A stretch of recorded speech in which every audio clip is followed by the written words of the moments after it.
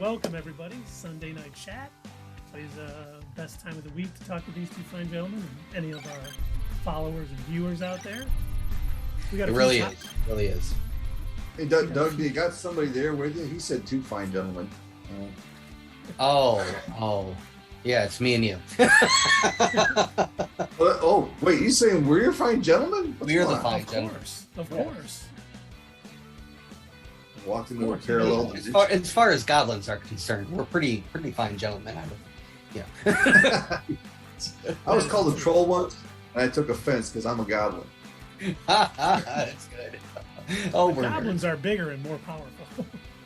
Oh boy, yeah, we're really getting views of this. Yeah. So anyway, next we're going to talk about our D&D characters. Would you all like to not talk about movies? No voices. No voices, man. Right. No what voice are you doing there? I was doing my regular normal voice. Well, we have a topic. We'll have to re-announce it. Oh yeah. Our topic of the week. Drum roll, please. Keith, go ahead. Worst comic book movie. So if you have yours, put it in the chat. We can talk about it. I know we've been doing this for 20 minutes now. Or 12 minutes, and we've had no volume. But my choice was Catwoman with Halle Berry. And you know what? Very obvious choice. That was a bad, not just a bad comic book movie. It was just a bad movie. You know, I talk about a lot of times. I talk about things that make some of the movies that we go and we see and that we review. I talk about the things that make them bad for me, and a lot of the times it's because they should have been better. They had a lot of potential to be better, and somewhere along the way, the ball just got dropped. And one of the things that I've noticed is, at least for us nowadays, right? The three of us, in doing this, I don't really want to call it a job, but I guess it kind of is, but it's fun too. But in doing this, you know, where we make YouTube videos, we're on Twitch and everything. We come up with our theories, and we are kind of really connected to the entire process of these movies that we go and we watch. We're not just, you know, going and experiencing them right there. We're experiencing the entire process. We were talking about a lot of these movies that we've seen this year. We were talking about them back in like 2019, 2020, and that's what we do. So we're a lot more connected now with, like, who's the director, who are the writers, who's the studio, is there going to be studio interference? You know, did one of the directors leave the project because of creative differences? Did somebody else pick it up? At the time of Catwoman, I don't know that I was that connected or that aware. So I don't know if there were issues going along the way. I feel like there had to have been, though. Yeah, there's probably... It was a Warner Brothers movie, so there had to be interference. Yeah, I was going to say, well, one of the things they wanted to do, they were trying to capitalize on, you know, Michelle Pfeiffer in Batman Returns and stuff, and they wanted to get something out there. And man, they just make bad decisions when they do that. They're just like, I really think their thought process is, just get it out there. Who cares if it's possible? We'll fix it in post. Who cares if that's bad? We'll fix it. Just get it done. And then it comes out, and it is such a complete mess. I mean, there was nothing redeeming in that movie. The acting wasn't good. The plot wasn't good. The action scenes were good. There was nothing good about that movie. I've watched it one time, and I will never watch it again. I felt like it was a chore to get through it. I was never so happy to see credits. Yeah. So, I distinctly remember the plot. Do either of you? I do. She was working for a corporation. They fired her for some reason, and then she basically became Catwoman to get back at them, or Rusty. Oh man, I don't remember. It's been so long since I've seen it. Okay, all right, here we go. I will let me double click on the icon that is the file of terrible movies in my brain, and I will relay to you all the glorious tale of the woman who was a cat. The scene is set. We are in New York, not Gotham City, and we are working at a massive corporation that manufactures makeup and face creams. But, oh no, they're experimenting on animals, but not any animals. Can any of you venture a guess as to what kind of animals they might be testing on? Cougar. Ferrets. Cats. That's right, because any good makeup industry would not test on rats, but on cats. That makes sense, right? Sure. Yeah, it fits. A baby elephant. So, from what I remember of this movie, the corporation was basically a Bond villain, and their idea was they would manufacture a face cream that would actually dehydrate people's faces, and so they would need to keep applying the face cream. Does that not sound like a Bond villain? It does. Kind of, yeah. So somehow Catwoman is in this movie, as crazy as that sounds. Catwoman shows up.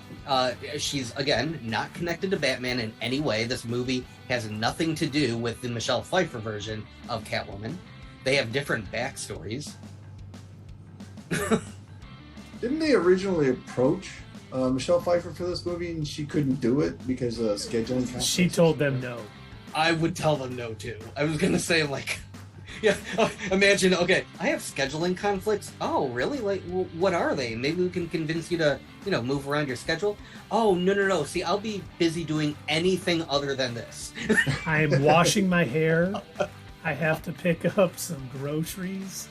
Yeah, I can't make. Sorry, guys. It sounds. I have to pay taxes. That's, that's a whole thing. So I can't do the movie. You guys, sorry. Yeah, no. That whole movie was just a mess, and I would compare it, if I'm going to give it any sort of comparison as far as like the way that this thing played out, I would say that it's kind of close to the way that Sony handled the Venom movie, but worse. So with Venom, we all know that he's a Spider-Man character, right? And his story of how he got created and everything is closely tied to Spider-Man. And we said this way back when they first announced they were making this movie. But what Sony did was they released a Venom movie completely separate from the Spider-Man universe. They made a standalone movie. And I feel like that's what Warner did with this Catwoman movie. And I don't know if the original plot that they had was not even a Catwoman movie, if this was just like a heist and corporate evil movie, and then they were just like, I don't know, fucking slap Catwoman in there. Why not? Let's do it. That would be what hilarious. The deal was. That would be hilarious if that was the case. It was like just written for a disgruntled employee, and they're like, "Wait, superheroes are doing great. Could it be Catwoman? Yeah, why not? Throw it in. Michelle Pfeiffer, do it. You want to be in it? No. Not. What? God, I think dress up as a cop robot. No bad mouthing RoboCop. That is a great movie. I'm curious. They didn't bad it up. Okay. Do either of you ever go back and watch bad movies knowing that they're bad just because you appreciate its terribleness? Like Mystery Science Theater type watching? Yes, yeah, kind of like that. Yeah. I won't do it on purpose, but if it's on. Yeah. Used to before kids, all right. Yeah, but now my time is so limited that I can do fun stuff. I'm not going to. I just can't do it. I'm like, you got to fit in the good ones. The only time we do it is, if we do a back to the editing room, another one of our, videos we do on YouTube where we couldn't fix bad movies. I don't even think we could fix Catwoman, to be honest. I mean, it would just be a whole new movie. It would have to be. It would have to be, because that entire plot made no sense.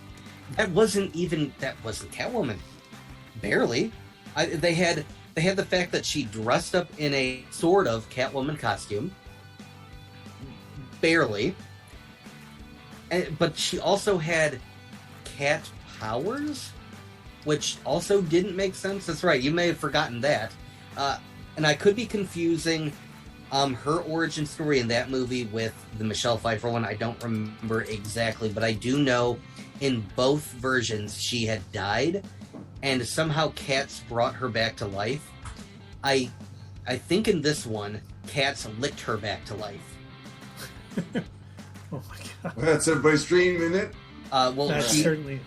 So she had spilled milk or something, because she was drinking milk and Catwoman, obviously, as he did. So yeah, I believe. How do we show that she's a cat? Have her drink some milk. She likes milk. This is so clever. No one's gonna get it. Clever. No one's ever done that before. All right, Doug, what's yours? I want to hear what your hated movie Actually, is. before we get to Doug's, we got some in the chat. We had Logan. Ooh. Oh, okay. Right. Which I liked Logan. I thought it was very well done, but I can understand. Thought it was a little bit choppy. It is a slower paced movie. And then the other one was Batman versus Superman, which I think we can all agree one of the worst superhero films of all time. We did a back to the editing room on it. We thought it was so bad. At the same name, yeah. Yeah. Oh boy. So we recently-ish did a video, and I had posted because we were making fun of during the video. We were making fun of the whole Martha scene from Batman versus Superman, and so I posted a clip, and Warner flagged it immediately. Immediately flagged that video, and I was like, "You're kidding!" Like a 10-second, not even 10 seconds of him just going, "Martha." Why'd you say that name? Right. And so I had to delete the video, edit it out, put a thing over it, and it was like at that point it was just out of pure spite. It was, Warner, please don't flag this video because you made terrible choices for your shit movie. You know the movie company is pretty sensitive about it when they flag it for like a 4-second clip. Like, I mean, at this point, I'd say everybody except Zack Snyder's toxic fan base knows that was a bad movie. But the question is, what was Aquaman's mother's name in Justice League? Oh, I don't remember. Aqua Martha or something. It had to have been. If he would have got his way. Yeah. It's just, You have me thinking now, trying to remember his actual mother's name. I know it, but I can't remember it. Aqua Martha. Aqua Martha. Aqua Martha. Martha. That was my mother's name, too. Wait a minute. Why did you say that name? With Aqua in front of it. Oh my god, I just heard it. Martha, yes. Oh Lord, yeah, it was such a bad movie. I don't think I almost feel like that our back to the editing room on that was long, but I feel like it could have been longer because there is so much more that needed to be fixed or rewritten, or the entire process of what Zack Snyder was trying to do with that character in having a relatively brand new Superman, for the most part. I think in Man of Steel, from what I remember of that movie, he had been Superman for like a couple of years, not even that long. But then we're going to introduce old grizzled Batman, a la Dark Knight Returns, and we're gonna have none of that works. None of that makes sense. Well, and the worst thing about his Batman take is, one, he's just a ruthless killer. Mm-hmm. But he brands people, and it was just so out of character. Batman will beat you up, want to set you straight, but he doesn't brand you and do all that right stuff. I mean, I was just like, yes, and Man of Steel sucked also. Absolutely. It did. That was in the comments. I'll never forget when I watched Man of Steel. I was like, the thing about Zack Snyder films, the one thing he does is the cinematography is usually pretty good. Yeah. Okay. And I remember watching Man of Steel like, oh, this looks good. It's kind of stupid. Not really enjoying it. The scene that set me over the edge was when the dad was like going to be sucked into a tornado, something that Clark could stop and save him, and he's just like, "Don't save me, no, then people will see your powers." Yeah, I mean, the fact that it was something. This is my pick.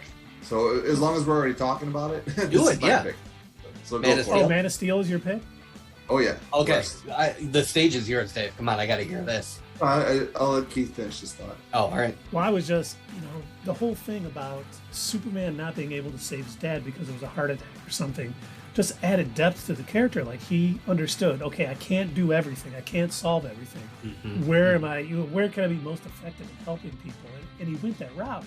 and it, made him the beacon of hope that he is. Letting his dad die because his dad holds up his hand when a tornado's coming. It's just ridiculous. I was like, this such a lack of understanding of the character. As soon as I saw that, I'm like, oh, he has no idea who Clark Kent Superman is, and he never will. Yeah, I've actually come around on that. I haven't seen. Oh, go ahead. So here, and this is because I got sucked into a rabbit hole of, I was arguing on Twitter. I know I shouldn't have done that with some Zack Snyder fans, and again, shouldn't have done that. But no, the thing is, apparently he did somewhat understand the character to a point, and that was why he said that he made it the way that he did. Is because he said, "Oh no, Superman's too boring. He's too dull. He's too hopeful of a character. I'm going to make my own version of it and make it more grounded, more real." And I think that might be worse. No, it is Superman if that's what you want to do. That's not Superman. That's what sets him apart. Mm-hmm. Yeah, he always finds the right thing to do. He always does what he's like Steve Rogers.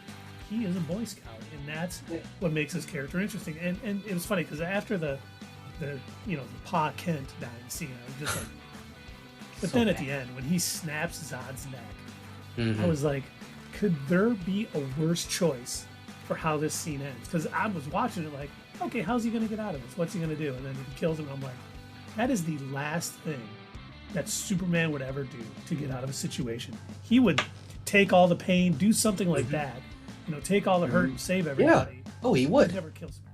You know what made it even worse was when they redid that scene, or the surrounding of the scene for Batman v Superman, and they were showing all of the destruction. Again, Superman wouldn't have allowed that. He wouldn't let that kind of thing happen. He would be trying to save everyone, even if it cost him his own life. And I thought he maybe understood that a little better with Batman v Superman, because when Doomsday showed up, he's like, let's get him out of the city. And I was like, maybe he does learn, but...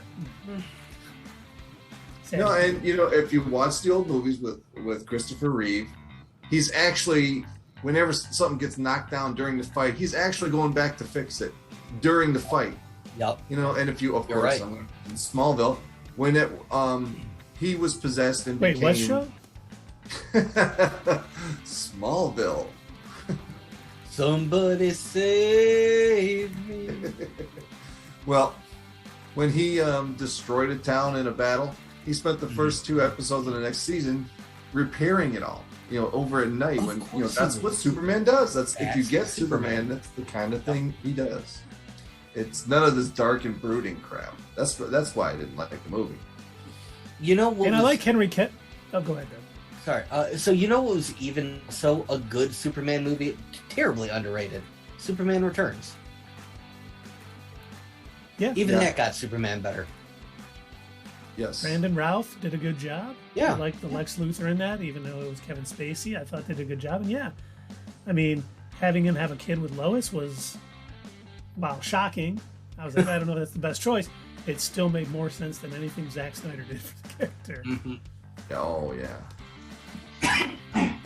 That's where I began to lose my faith in Christopher Nolan on The Dark Knight Returns.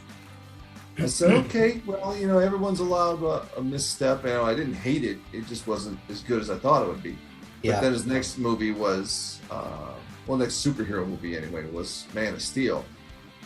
And I was like, what'd you do? He was just a producer on that. Right. It was but his I do think Chris, it's funny, we talked about, Christopher Nolan, last week with the Fantastic Four. He doesn't like movies like that. So him trying to understand a character like Superman is definitely out of his wheelhouse. He's good with the grounded characters. Like Christopher Nolan Daredevil movie could be awesome. Christopher Nolan, oh my god. I'm loving listening to chat. Talking about the new Batman movie with Sparkle Vampire. I enjoyed the new Batman movie.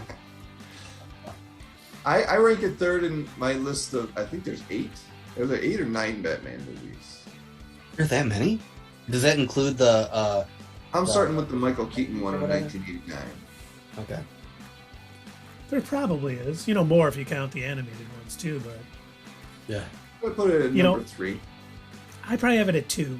Probably The Dark Knight, which was just phenomenal, and then The Batman. You think The Batman's better than Batman Begins?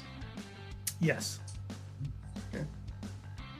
And it's still, as time goes on, I think I've only seen it 3 times now.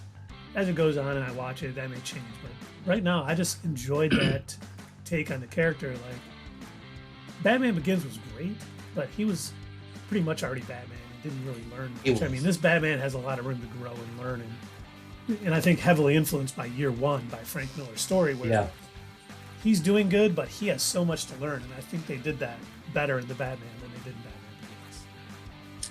I think the Batman in The Batman, I think he had finally, like, this version of it had fully embraced his Batman persona, and I think they did a little bit of an injustice, not having him still be Bruce Wayne, I wish he could have differentiated between the acting of being Bruce Wayne and being Batman. He was the same character as both characters. Mm-hmm. I agree. But is that something he'll learn to do better as time goes on? I assume so. That's the question. I will say, as far as his Batmaning, went. Batman. I mean, Batman's planning. Did I just create a verb of it? This is what he I was just Batmaning. That's what I do. But no, he was definitely not very good at it yet. Still trying to figure out how to be like a detective. It seemed like it was good that Gordon was around to help him, figure things out. Because you're right, Keith. He did have some room to grow there. He's got a Batman just a little bit better. Now, Batman. I got a question while we are talking about this for now, before we switch back to talking about terrible movies. Do you think this version of Batman had already worked with the League of Assassins?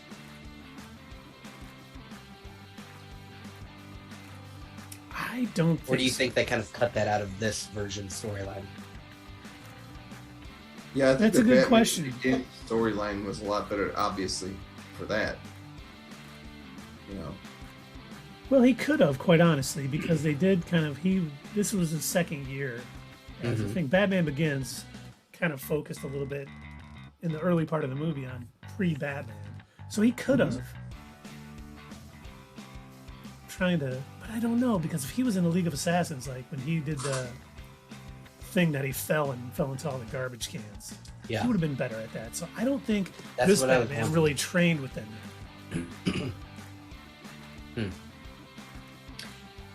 But back to terrible movies. Okay, so far, Keith, you said Catwoman. Dave, you have said Man of Steel. Man of Steel. Man of Steel. Oh, which one do I want to go for? Because there are so many bad ones out there. I have got to say, Elektra. I almost picked Elektra. When I originally saw Daredevil, I didn't hate it. It was a little bit different, but I thought other than the weird choices that they made with Bullseye, and other than the weird choices that they made with even Kingpin was different, like really different from his normal portrayal of the character, but I didn't mind it too much. To me, it was a different take on the character, and at the time that I saw it, I was like, okay, I guess this could work. They're bringing Daredevil into the new, I guess giving him a chance on the big screen. They're at that point they were still, I think, trying to figure out how comic book movies worked. And then when they said they were going to make Elektra and it was going to continue the story that had been set up from Daredevil, and I was like, really? That's an odd choice that you decided to go, okay, give it a chance. I'm sure they've got some explanation as for like how this can even work. But all right, yeah, let's go for that. All right, let's watch it. So I remember going to see that movie thinking, all right, this is going to be, continuation. Maybe we'll see more And I was like, no, it was horrible. It was so bad. And like I was like, oh boy, Jennifer Garner, man. She's been in some good things. I think she's a good actor. I don't know if they have her or some other blackmail that made her do that movie, because it was terrible. Sometimes I think it's funny, like good actors will be in bad movies. Commercials. But it's like they read the script and they're like, okay, this is good. Yeah, I'll do it. And then the movie changes so much while in production and everything. That's how we get these crappy movies. And that's what Elektra seemed like to me. Like, they made so many changes during filming and after filming that it just was a chore to watch. You know, that's what happened with V for Vendetta. They had an actor who had filmed almost all the scenes, and he stepped out, he quit, and then they hired Hugo Weaving. Now that I didn't know. Right. I wish I knew the guy's name. You could probably look it up, but I don't know. Yeah, I did not know that either. What Keith said about it being chore to watch, I think that's why I would pick that as my least favorite comic book movie, because I have no interest in ever going back and watching it again. I barely retain what the hell happened, what was going on in it. It's not even fun for how terrible it is. Like there wasn't even anything comedic in how bad it was. It was just bad. And it was boring and bad. Why? Yeah. Why like would you do that? It's like Morbius. I can never see myself watch. you just said Morbius from the stars.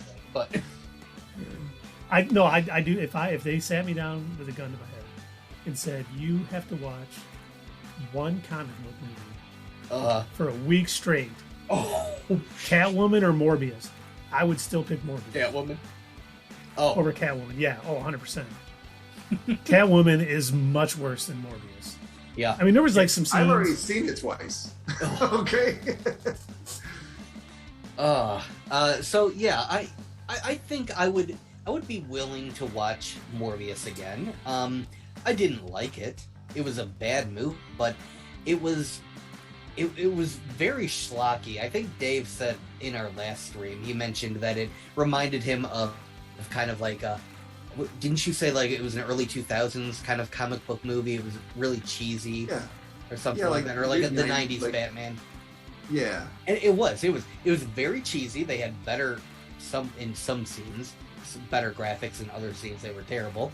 But yeah, it was really cheesy. And I think if I went in already knowing what it was and knowing what to expect, I'd be like, yeah, all right, this is stupid. Whatever, I can watch it.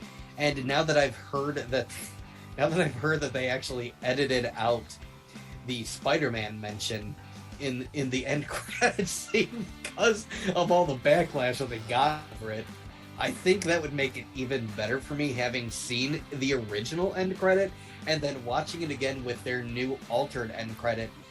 Oh, that would just chef's kiss. Good job, Sony, you terrible dumbasses. Elektra, I couldn't though. I don't know that I would just. There's nothing redeeming in it really. And like you'll hear me, joke about, and I think a lot of people may have expected, those of us who, those of you who watch us all the time, watch our videos on YouTube and, have joined us on our streams, my deep-seated hatred for Wonder Woman 84. And you may have thought that was what I was going to pick. I didn't. I didn't pick it as my worst because I hate it so much that I could go back and watch it again for the enjoyment of the hate. Like I would go pure Dark Side Emperor. Yes, I feel the hate. Let it grow. It powers you. That would be me. The hate of that movie would fuel me for like future Back to the Editing Room things. I could go back and watch it for those reasons alone because of how much I hate it. But Elektra, I have no interest. Feel the hate flowing through you.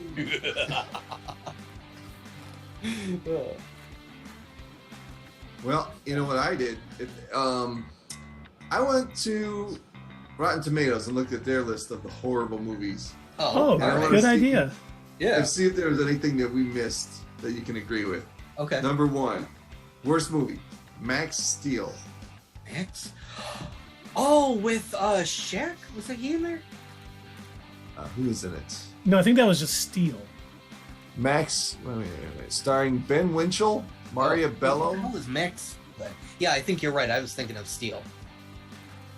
What the hell is Max? That is on this list. Steel is on this list. It was a bad movie. Zoom, which I've never heard of. Never heard of Zoom. Son of the Mask. I don't know if I'd call that a superhero. But here we go. Supergirl. Oh, did you look up superhero movies or worst comic books? Yes. Okay. Yes. So I'll skip the non-superhero ones. But All right. Supergirl. Was that with Helen Slater? Yeah. Oh yeah, that was a bad movie. Yeah. I still remember the Supergirl show on CW had her be Supergirl's mom. It's kind of like a, hey, she was in the movie, and Dean Cain was her dad. Yeah, Dean Cain was her dad. Because he was in Lois and Clark. That show made some bad decisions. Wow, kind of like putting next. Kind of like putting what's her name at the end of Wonder Woman 84. Linda Carter, yes. Yeah. Anyway, what was next, Dave? Catwoman, of course. Yeah, of course. Okay. Yeah, that's right. Fantastic Four. Terrible. Wait, which one? Is it the one with Miles B. Jordan? Teller? Okay, yeah. Michael B. Jordan. Yep. I was that. Superman That could have 4. made my list. Oh, Quest for Peace was bad, but that Fantastic Four movie, like I was like, okay, they're gonna do some good things here. It's gonna be better than the other Fantastic Four movies. They're not gonna have Galactus be a cloud. And then I watch it, and I'm just like, they're not going to get made. cloud. That's the bar. They're not going to Galactus. You were thinking. I bet you were thinking. Wait, didn't they just leave out like 2 scenes? What happened? I think they left like a whole hour movie on the cutting floor. Like I don't know what the hell happened there. Yeah, that was disjointed. You know what I think I find most hilarious about that movie is around that time that it came out, there was so much like chatter going around about, there's too many of these superhero movies where they focus too much on the origin story, and then Fantastic Four comes around, they're like, whole thing, first like 75% origin story, last 25% they'll be the Fantastic Four. Rush it. We don't have time. Let's go. Come on. Doug, you'll be happy to know that yours was next. Elektra. Oh, good. It was so bad. Yes, and Shaq was in the Steel movie.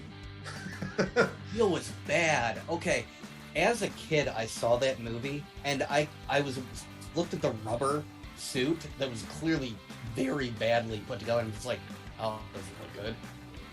Like, that's definitely rubber. That is not steel, and it wasn't the same character even. Like, so is Superman character normally, like, and he builds a powered suit so he can be like Superman, who he looks up to.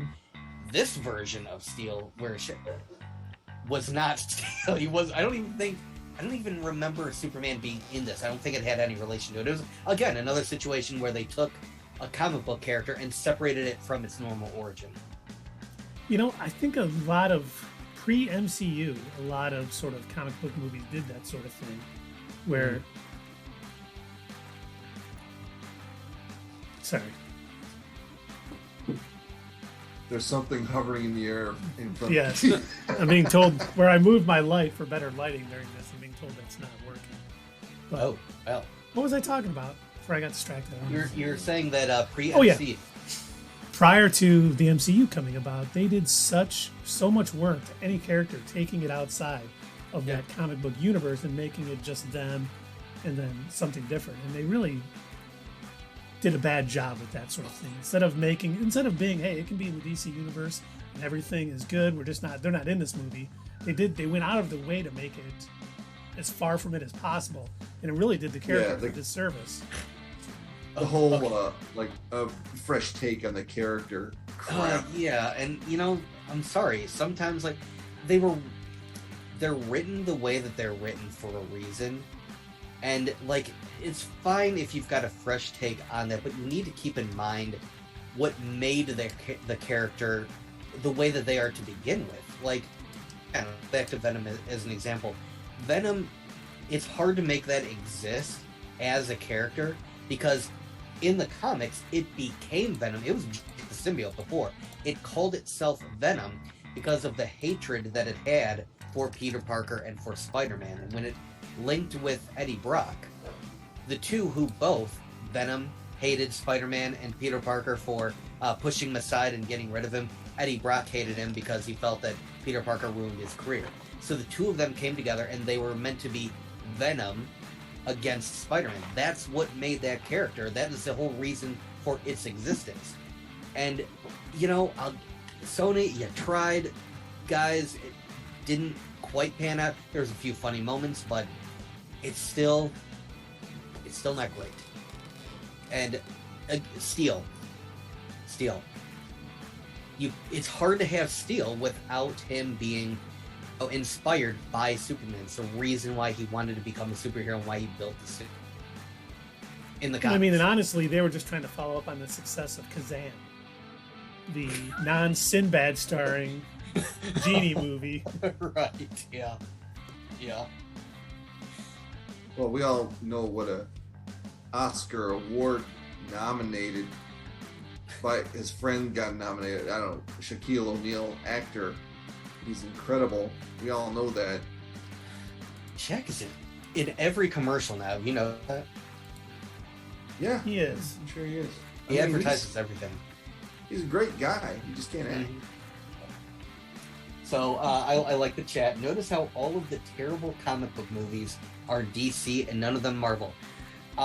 For the most part, yes. And Keith pointed out Elektra is Marvel, just not Marvel Studios. Yeah, yes. So the majority of them are DC. In fact, if you actually take a look at our YouTube channel, I think one of the things that we had settled on in the beginning, and I assume this had to have been Dave and Keith too, since they started this before I was part of the channel.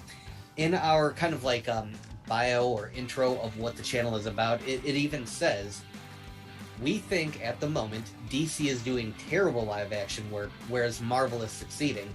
DC is doing well with animated movies, and Marvel is not.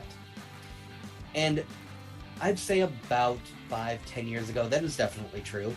DC did well, very well with animation, and they did pretty bad for the most part with live action stuff. They weren't very good.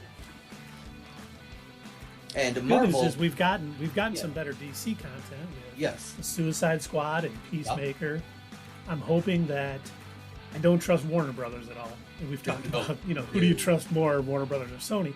But I don't trust them to continue to do the right thing. They really get so into those pictures and like it's got to be a certain way instead of just letting people make movies.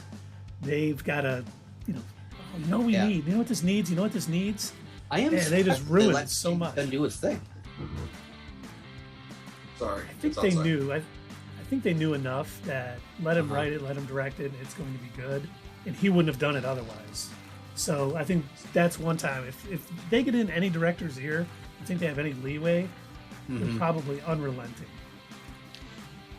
And like I remember when we were discussing with Doctor Strange and the Multiverse of Madness, how when it comes to like the MCU and Kevin Feige, generally speaking, if he trusts a director, he trusts a director. Like there's a certain Marvel formula for the most part that a lot of these movies have to kind of fit within, but other than that, he pretty much just lets these directors do their thing, and that's very apparent in Doctor Strange too.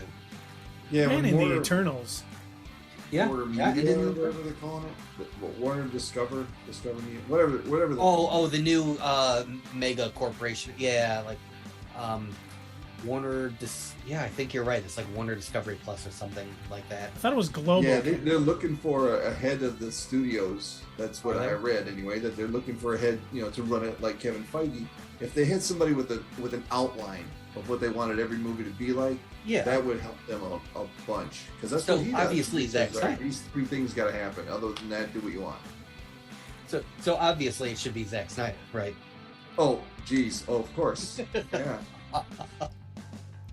He's going to be busy. He's signing on to direct the Thunderbolts movie for Marvel. So God. Exclusive to Not Your Status Quo. Zach just called us. Let us know. That's a joke. He's not doing anything for Marvel. Yeah. He let I us shouldn't know teach not to people. go see that movie if it comes out, directed by him. I don't think anyone at Marvel Studios is dumb enough to let Zach touch any of their stuff. Not that he would want to. I think he, when they brought in, God, who was it that quote unquote fixed Justice League? Josh Whedon. Josh Whedon. Josh Whedon, yeah. I think because he really complained about it, he hated what they did, and he despised the fact that he felt that his movie was Marvelized. And, so I don't even think, if there was some sort of universe where someone was dumb enough to accidentally offer a directing job in the MCU to Zack Snyder, I feel like he would turn it down. He probably would. Because there's no way they would let him make his style of movie in 4:3 ratio, black and white. You have to have some levity in a movie. You can't just sit there and be serious all the time because they're superheroes. You can't even take them serious because they're superheroes. You know what I mean? That shit. Sorry, Keith. That is just like, it's already ridiculous. So you don't have to be all serious with it. Yeah. Well, Tundra Walker has joined us. We are talking worst comic book movies. So far, we've had Catwoman, Elektra, Man of Steel, Logan, Batman v Superman, a few others. Do you have what is your least favorite comic book movie? And where were we on the list, Dave, or did you reach the end? No, I didn't. There's a bunch more. But, wow. Well, while we're waiting for Tundra Walker, what is next on the list after? I think you got to Steel at that point. Yeah, I was at Steel, then Batman and Robin. Makes sense. That was a bad movie. Jonah Hex. Jonah Hex, I remember that. Oh my god, I forgot that existed. That was Wasn't that Josh Brolin? Yeah, it was. Yeah. I never saw it. I did. I was in the army at the time. It was a CG nightmare. Oh, you were the guy. We heard from Tundra Walker. Howard the Duck. Which, sir, that was next great on the offense list. to that.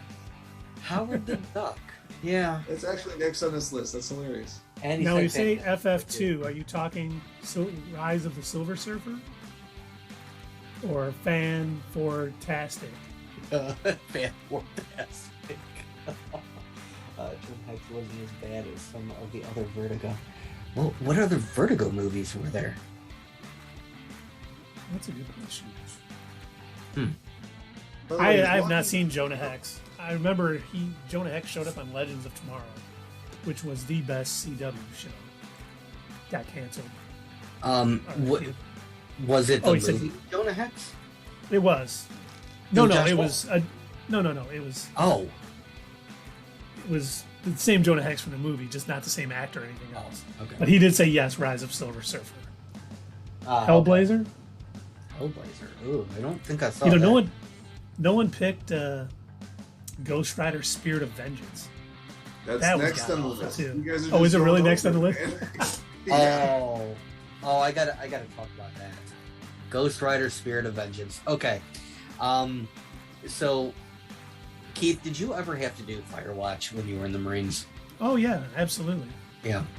Well, when I was in the Army, we had a couple of people who decided that it'd be a fun idea to destroy some property on base, and so we had to have a barracks watch, and somebody had to sit up all night and keep an eye on the barracks, and then go outside and walk around the perimeter, make sure that nobody was out spray painting anything or breaking benches.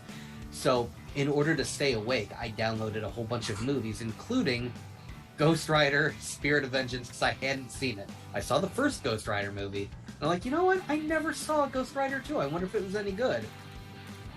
Guys, I got through the first 20 minutes, maybe, and I had to shut it off. I was like, then you were so angry at having watched it. You stayed up for barracks watch the rest of the day. So I thought to myself, like, I would rather fall asleep and get in trouble than finish watching this movie.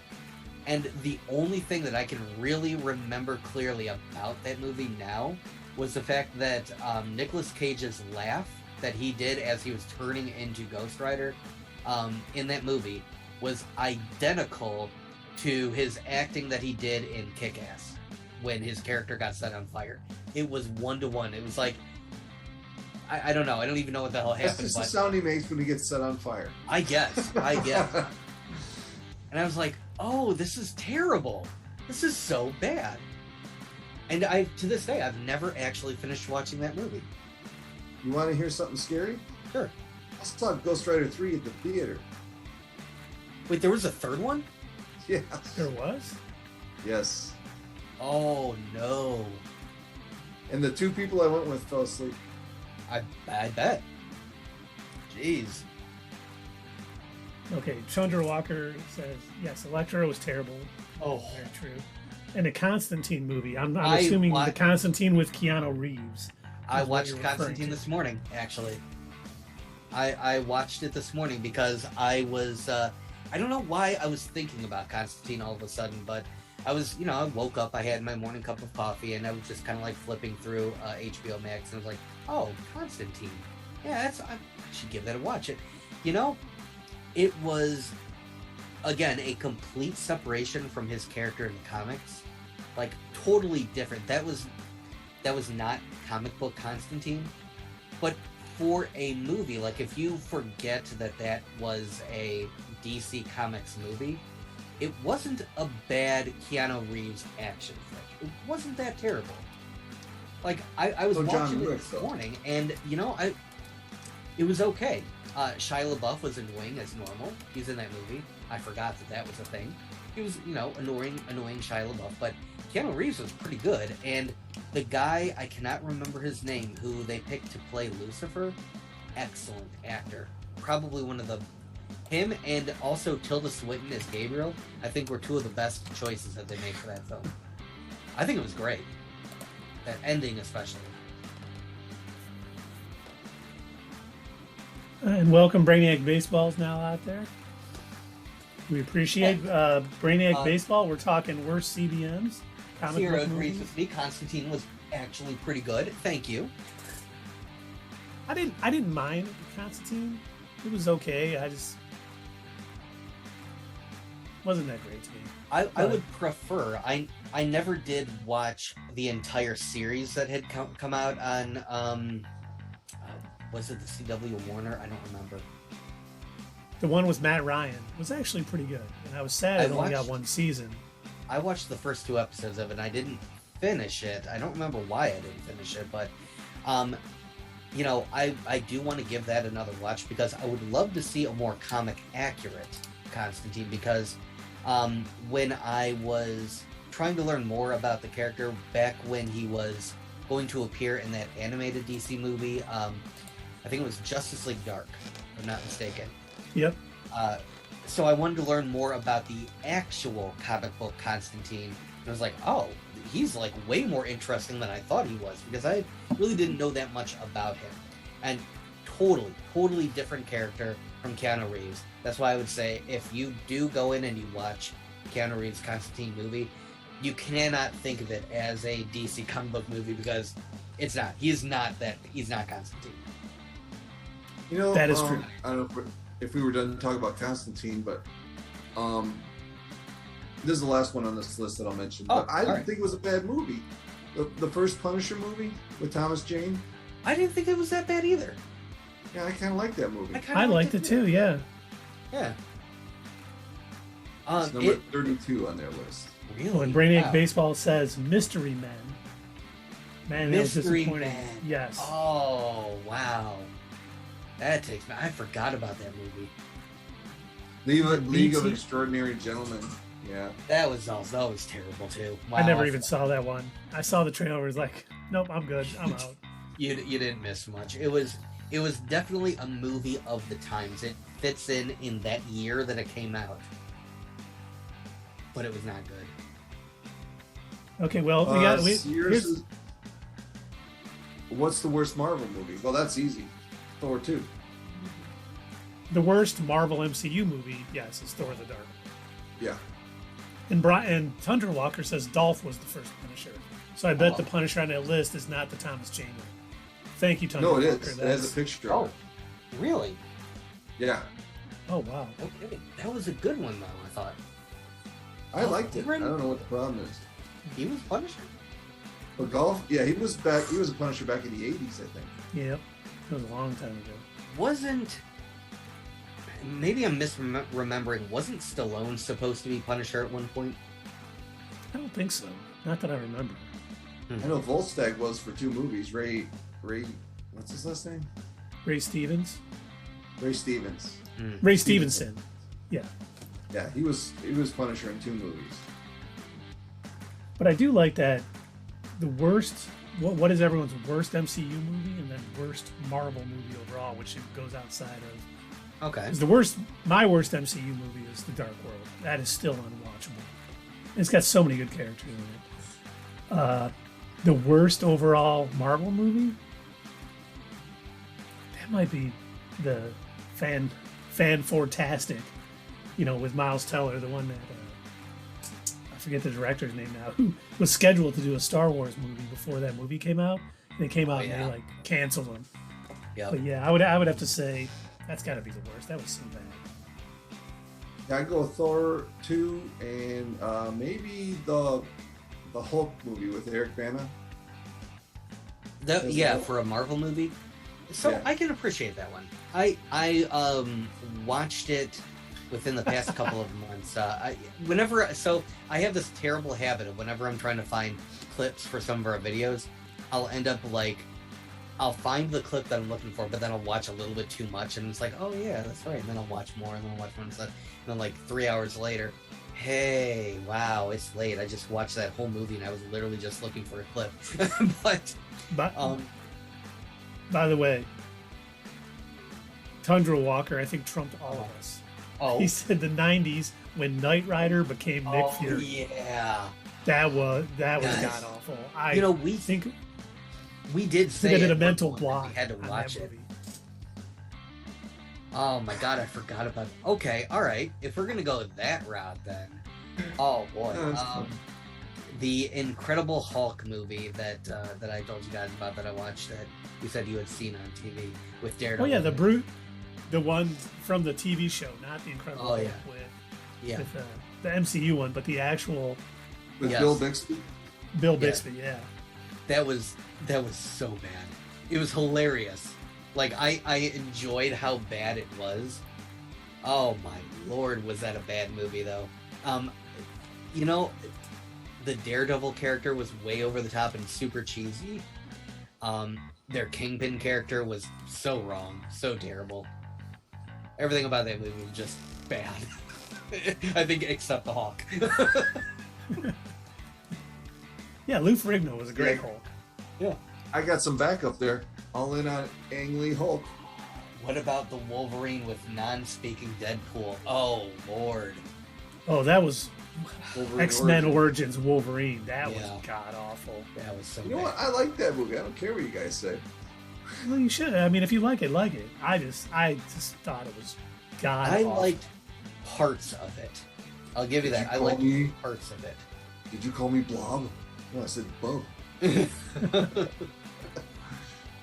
liked it. Cracked me up. But they did Deadpool way wrong in that movie. They did him dirty. Yeah. Oh, you know what's a bad movie? Another bad Marvel movie? And I think my brain is slowly trying to block it out. The Phoenix Force movie, whatever the hell, the X-Men. Oh yeah, Dark Phoenix. Dark Phoenix. My God, why did it? Yeah, see, my brain is trying to wipe its memory of that happening. That was a bad movie. Oh, talk about totally screwing the pooch on. Let's just do the same thing again, but somehow worse. Well, and the writer from X-Men: The Last Stand directed and wrote this one. Yeah. It's give the guy who totally screwed the pooch the keys to the car again. What were you guys thinking? Yeah. Well, he had a different actress. He figured he could pull it off. Sure. And oh my God, speaking of X-Men: Last Stand, the fact that it spawned the whole "I'm the Juggernaut" bitch. God, I hated that dumb meme. I remember it. Good, you're lucky. Well, and Brainiac Baseball, just so you know, Dark Phoenix was not actually in the MCU where Thor: The Dark World was, because I definitely Dark Phoenix is definitely a worse movie than Thor: The Dark World. Yeah, yeah.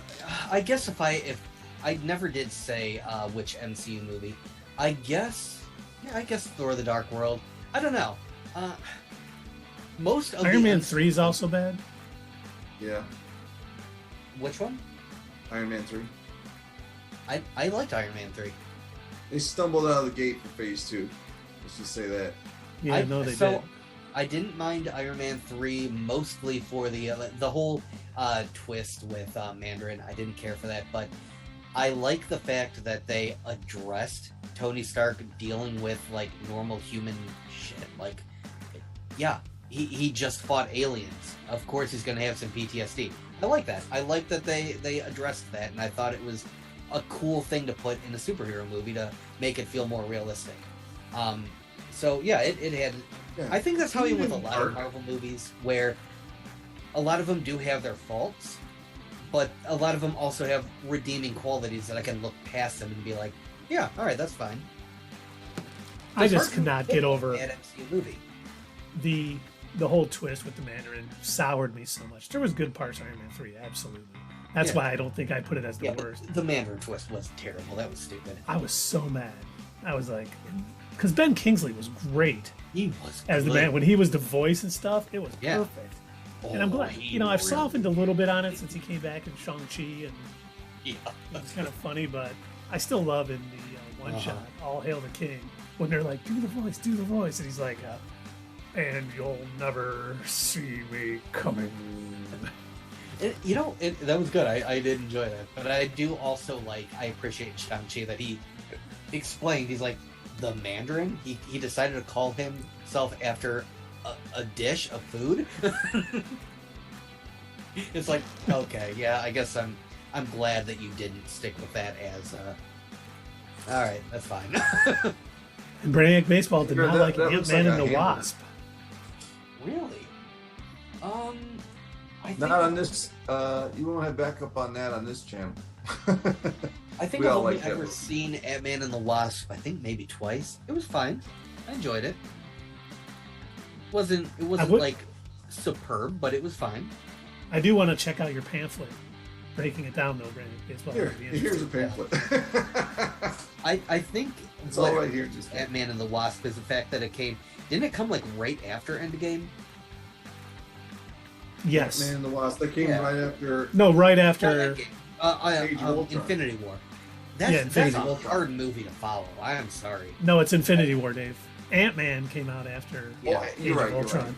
Oh, geez, I'm sorry. Don't hurt me. Yeah, Ant-Man and the Wasp came out shortly after Infinity War, and that was such a massively amazing movie. Still one of the best that MCU has put out, and then followed up with Ant-Man and the Wasp was like. It was fine. It was fine, but when I initially saw it in theaters, it was because I had to watch it, not that I would have chosen to, I guess, at the time. And Tundra Walker makes a good point. As being around in the 80s for the comics, two big storylines were Tony's alcoholism and Janet Van Dyne and Hank Pym's marital problems. Yeah. And there was talk that Demon in the Bottle, his alcoholism story, was going to be a part of Iron Man 2. And they kind of hinted at it with him just being drunk, but they did not want to go down that route, which that could have gotten dark. That that's could have gotten Leaving Las Vegas levels of sort of sadness. So, do you think that he didn't want to do that as his character of Tony Stark because prior to playing that role, he had been dealing with alcoholism and drug abuse? And maybe he didn't want to revisit it on screen? No, I think it was more them just not wanting to have one of their superheroes have such a huge flaw like that. Oh. But I'm not, I haven't talked to Kevin Feige about it in recent weeks, so I don't know. He normally returns your calls right away. So I know he's been busy. There's a bunch of Disney Plus stuff, and And yes, Brainiac Bale, New Star Wars alcoholism movie is your is involved superpower. Yeah. So I'm actually going to be a little bit different from the two of you as far as MCU movies go. I didn't like Eternals that much. I didn't like Eternals that much either. I think average movie. I think I liked Eternals less than I liked Thor: The Dark World. I was bored mostly by Eternals. It is definitely a slower paced film that I know both of you. And I thought they were with. I thought they were going to go somewhere with the Deviant storyline, where that one Master Deviant was like collecting other, and he was getting smarter and evolving. And I really thought that they were going to go somewhere with that. And then they're just like, okay, we're done with that story. And also, by the way, here's a baby growing out of the earth. I was like, oh, all right, I guess. Oh, but don't worry, there's no repercussions, no volcanoes, earthquakes. Everybody's fine. Sure, why not? All right, I guess. That, okay, Marvel. I don't know. Well, you know that celestial being in the planet is what's going to lead. What is going to lead Galactus to our planet? So in all of its cloudy goodness. I like Eternals was the runner you put on first, so you can later turn to double play.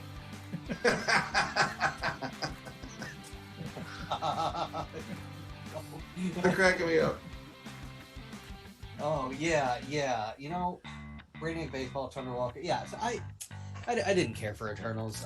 It was fine, okay, I suppose. It was a Marvel movie, but I think honestly I prefer Dark World over Eternals. At least Thor is kind of goofy and fun. Well, yeah, Sierra put in that it was necessary because they needed to introduce Celestials in order to, introduce Galactus. Yeah, I suppose that's true. And let's face it, maybe not a 2.5 hour movie. I don't know. Yeah, maybe the Eternals could have been a series. I think that would have been a nice way to do it. And think about it. We got Icarus versus Kara, which was Flash versus Superman. If the Superman Flash fight would have been as good as the Icarus thing there, that would have made that other movie better. I mean, I know that Eternals, but the Eternals in the comic was always kind of like that. And I thought they really paid, fan service to the original material, and I thought it was well done and interesting. Were there fans of the comics? There was fans of the comics, yeah. Of the Eternals. Of the Eternals, I thought it got absolutely. canceled a couple of times because it sold. It's been canceled many times.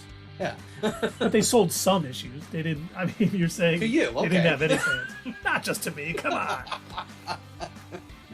He's like, we got to keep this going. The letter from the editor at the end of the comic. We're very sorry to our one fan, Keith. We're not going to make Eternals anymore. Sorry, Keith. Well, it's funny because there's an ongoing now with Eternals. I don't know how it's selling. I always read it on Marvel Unlimited, but it's pretty good. Is it? Hopefully it sticks around. Yeah, they've been doing a good job. Worth checking out? Yes, I definitely think so. No, he was saying it was pretty good so that you wouldn't check it out. Well, I'm saying because he knows the kind of stuff that I like too. I just meant that he wanted to be the only one. Would I enjoy it?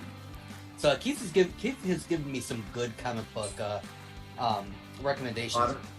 There was a Batman storyline that he told me about that I hadn't read until he had mentioned it, and I remember going back and God, I want to say it was a book about there was 3 different Jokers or something.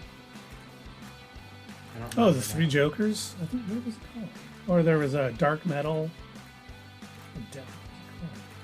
It's been a while, but I remember I was like, okay, I'll check it out. I was like, holy shit, he was right. This is good. Batman so yeah, Keith has good comic book recommendations. I would trust him if he said that a book was good. See, there's been a couple runs of Eternals. The first one I liked.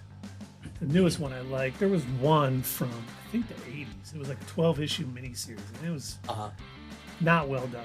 And I think that's why the Eternals was gone for a while. But then it came back. Neil Gaiman did a run in I think 2006. Oh, did he?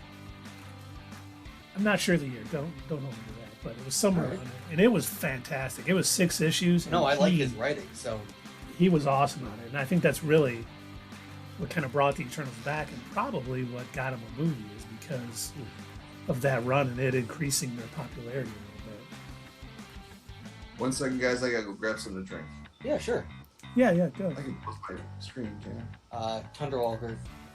Galactus was already introduced. He's a VGER from Star Trek 1. Okay. But Star Trek 1 is one of the only movies I've ever fallen asleep in the theater at. Yeah. I love Star Trek. I watch all the shows on Paramount Plus.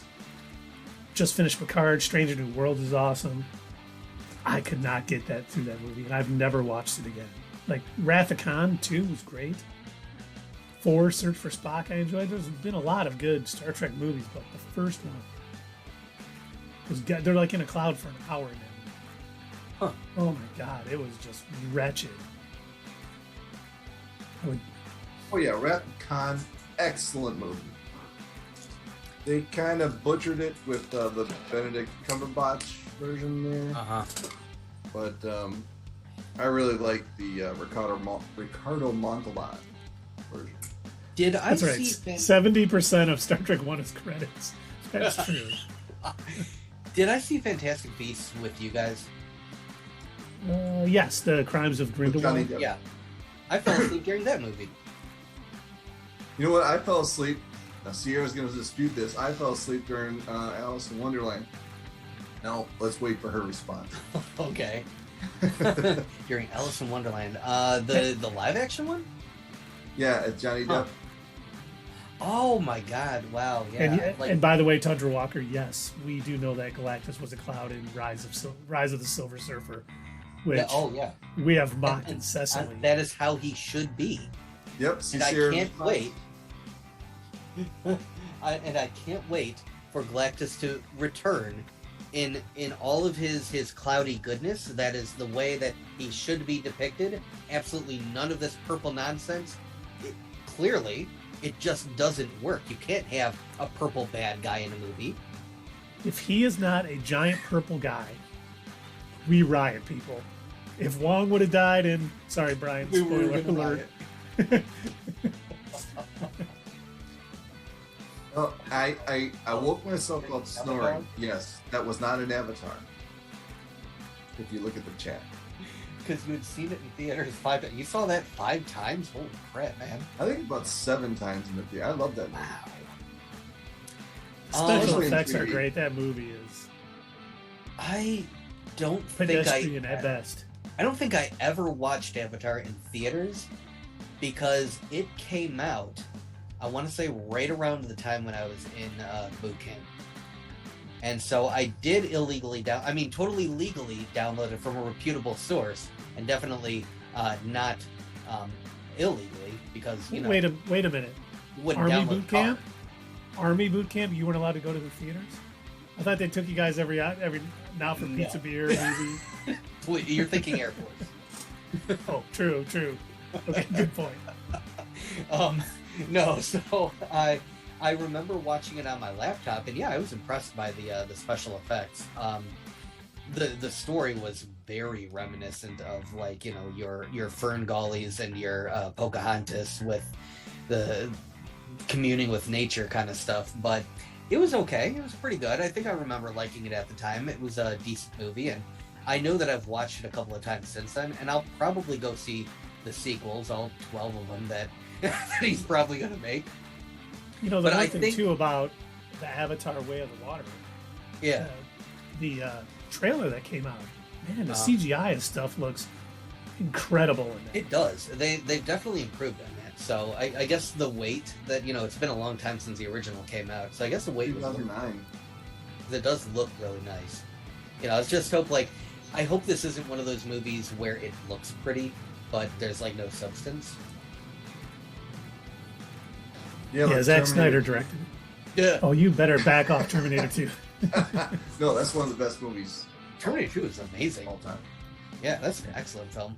It's a classic. It is. Yeah, that's one of those movies where, it was revolutionary for the time, and it has aged well. Like, I remember when we were doing our timeline to Terminator, and we were rewatching all of the movies, I popped that in, I was kind of surprised. I was like, oh my god, this still looks good.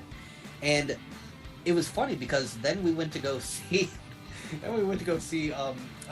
Terminator Dark Fate. And for some, I felt like the CG actually got worse. I was just like, I feel like they did this better in Terminator 2. Like, I don't know how you guys messed that up. And yes, Brainiac Baseball, Edward Furlong is still alive, even though he looks like he's dead. Oh no, what a shame. He does look like oh boy, that poor guy. He's made some poor life choices. Looks like Gandalf.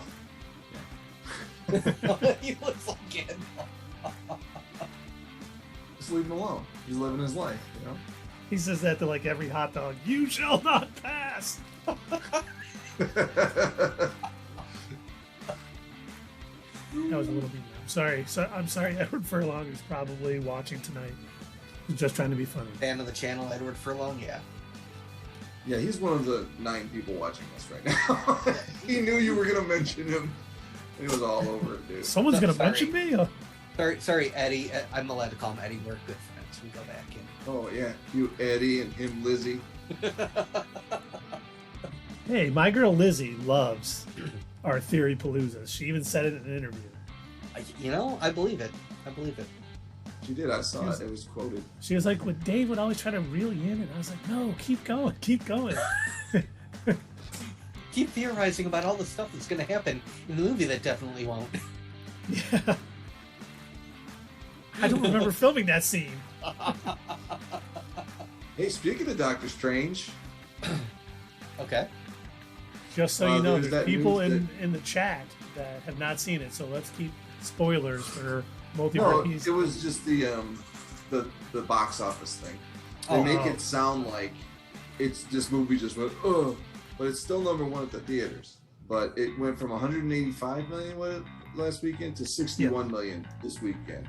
So that was the steepest drop off since another Marvel movie, which is like to be expected. What about like between that and No Way Home?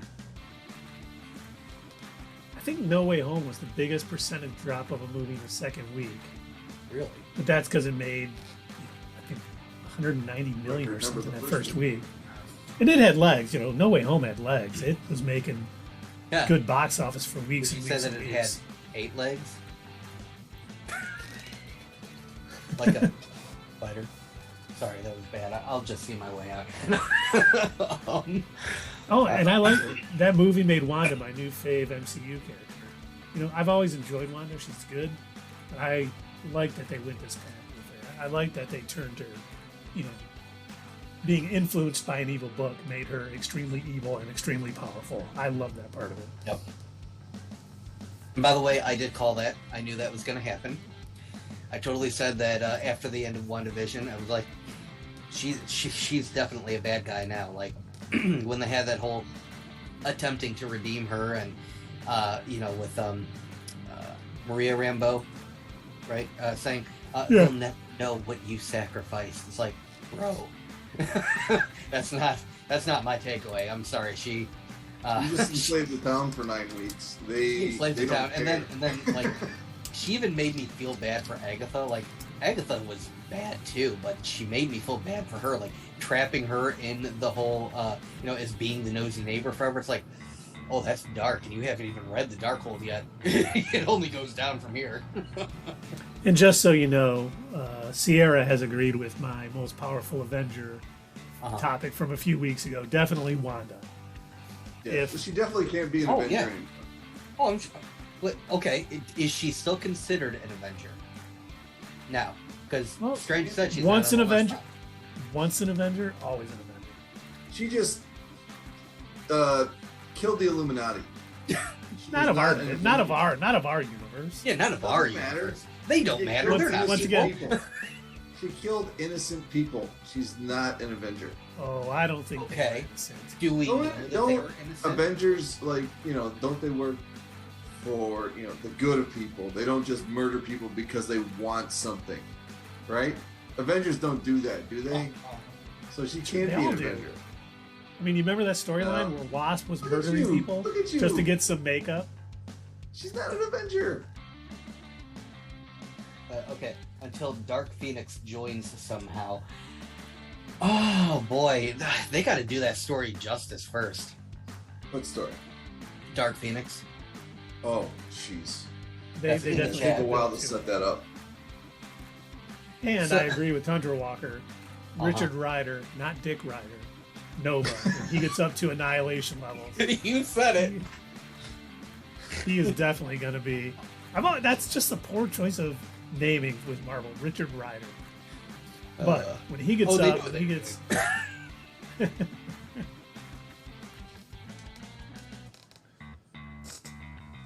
Yeah, definitely.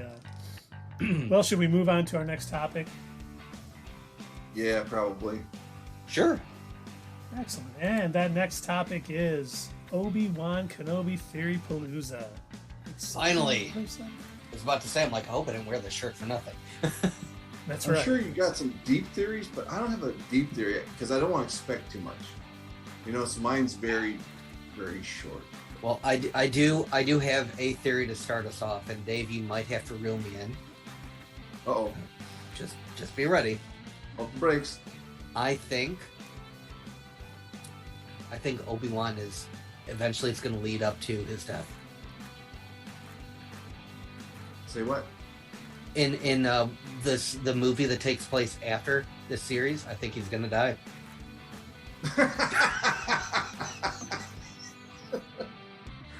You're probably right, Doug.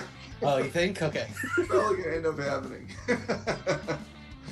Nice, very nice. We're 100% right. Yeah. All the time. Doug never misses, man. That's crazy. I don't know. I guess I see potential for cool stories to tell us like what Obi-Wan was doing. Because the way Episode 4 made it sound, and so this kind of gives them a chance to do a little bit more with it. But A New Hope made it sound like Obi-Wan is just kind of hanging out on Tatooine and just being a hermit. And I can't imagine that a former Jedi Master, he reached Master level, right? Yes, he was a Jedi Master. Yeah, unlike Anakin. I can't believe that very former unlike Anakin. Jedi Master would just kind of be like, well, I'm a desert hermit now. This is going to be my entire life. And I don't think that would make for a good series. They wouldn't make an entire series about Obi-Wan. So I think this is a good opportunity for them to have him still fight, dark side forces, to have him keep an eye on Luke and make sure that nobody discovers that, he is who he is. There's a good chance for that. That leads well into one of my theories. Okay. They went out of their way to show young Luke. Yes, on Tatooine riding a thing, and that's why Obi-Wan's on Tatooine. Now this honestly, is pod racing. he could have, if he would have stayed low key, no one would have ever known he was on Tatooine, and he could have easily sat from the end of Revenge of the Sith all the way to A New Hope, and no one would have known anything. But they showed Luke for a very specific reason. What is the one thing that could drive Obi-Wan to leave Tatooine? Just protecting Luke. Princess Leia. He would also want to protect her. He knows about the twins. I think Princess Leia getting in trouble, or something's going to happen with young Leia, and that's what pulls him out of Tatooine, and that's what kind of ruins his cover. That's how he's discovered by the Inquisitors and then eventually Darth Vader. Because what else could I was racking my brain. What else could possibly, we've seen him off Tatooine in the trailer. What could possibly get him to do that? And there's only one answer: Princess Leia. Bail Organa or somebody comes and basically says, "Hey, Leia's in trouble. I need your help," and he flies off. That's the only thing that could do it. And you don't think that would put her in more danger? Having like a known Jedi hanging around? It could, yes, but I mean, if she's in trouble, he's not going to be like, well, this could cause. He's going to go off and try to help her. And I think he's going to do his best to stay, incognito. But eventually, because we see him with a blaster at one part of the thing, so he's probably not. Such trying an to not use his lightsaber. weapon. Yeah. he's trying to not use a lightsaber, not trying to show his Jedi skills, but it's going to get out, and that's how, we get the Inquisitors on his tail. Makes sense. I think somebody's gonna see him in a bar and report him somewhere, and then it's just hijinks from there. Because that's my my basic guess. I don't have any in-depth guesses. It's just gonna have to show some action. It's gonna have to. I don't know how Darth Vader would work into it though. That's what I'm. Well, I think once the Inquisitors find out about him, because they report to Darth Vader.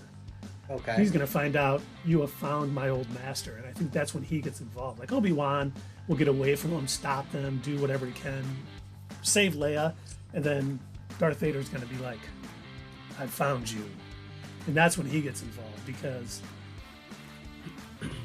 he wants to get even. While I'd love to see them face off again, I thought the implication in A New Hope when they fought each other for the last time. Sorry, spoilers for anyone that hasn't seen Star Wars Episode 4 from the 70s. But I thought the implication was that they hadn't seen each other or fought in like a really long time. Like at least since Mustafar. But he never finished that line. A presence I haven't felt since... Oh, alright. Fair point. Because like when Darth Vader says, when last we met... I was the learner, but now I am the master, or something like that. Yes. Well, and I still think that line will still be applicable if Obi-Wan beats him again. Okay. Because otherwise, if Darth Vader takes him down and Obi-Wan runs away, it would make no sense for that line. But I think he's going to win again, like Obi-Wan always does. He always seems to be overpowered or not as strong as the guys, but he always ends up figuring out a way to win. I was the pupil, now I am the master. Yes, that is true. Okay. And Tundra Walker said, well, there are other established Jedis he could be trained under too. Oh, yeah. So that is certainly an option. But I think the fact that they showed Luke in the trailer was that little tease that's going to be Leia. That's he's definitely keep an eye on him, protecting him. And we see him get into an argument with Owen. That was man, that comeback. Oh, like you trained his father? Yeah. I was like, it's like, damn. You're not wrong. Dude, harsh, dude. No, what did he just say? He just said, I'm the pupil. The pupil, he could be the pupil of the Emperor as well. By that meaning. Oh, that's pretty good, Dave. Okay. But if he was the pupil of the Emperor then, he still was in A New Hope. Because he had not broken free of the Emperor yet. He was still a Sith apprentice. Well, maybe like a Sith pupil. Maybe he, at that point, considered himself a master Sith something. I don't know. Well, it's the rule of two. There's always a Sith master and a Sith apprentice. The Sith master, when the apprentice rises up with enough power, he tries to kill the master. And if he does, then he gets his own apprentice, or the master kills him, and the master gets another apprentice. I think it was Robot Chicken or something. I don't remember who it was. Somebody made fun of that whole rule of two thing. Like, rule of two, why? Why would you only have two? Make it rule of 4, 6, 12. You can defeat the Jedi in one movie. So what happened with Dooku then?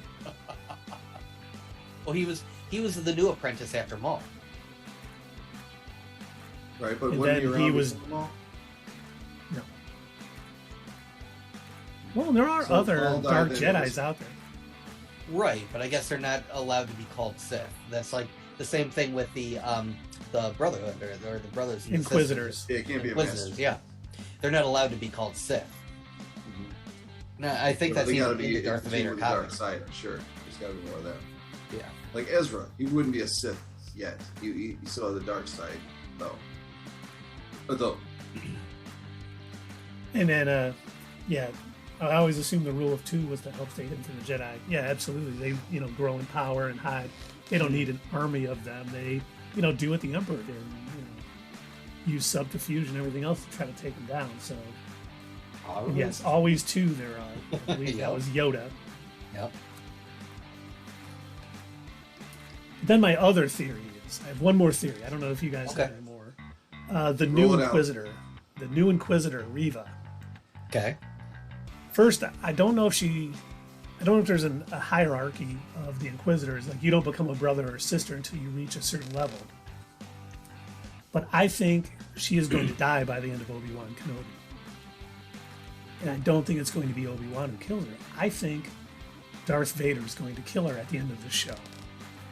Because I think Reva is going to be the one who kind of figures out where Obi-Wan is and is kind of getting things together and getting all the info on him.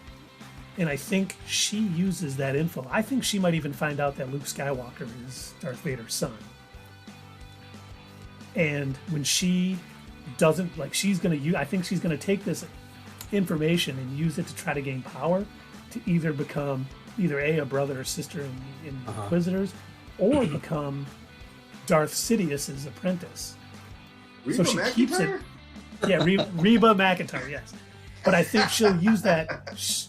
She's going to try to use that information to take down Lord Vader and take his place. And he just kind of senses it right away and he takes her out. Because we have seen Vader kill Inquisitors in Jedi Fallen Order. So and also, I got a bad in feeling. The Darth Vader comic series, which is canon, by the way, he was kind of force choking them like quite often, to the point where I think the Grand Inquisitor even said, like, "Hey, we're not going to have enough soldiers if you keep killing them all."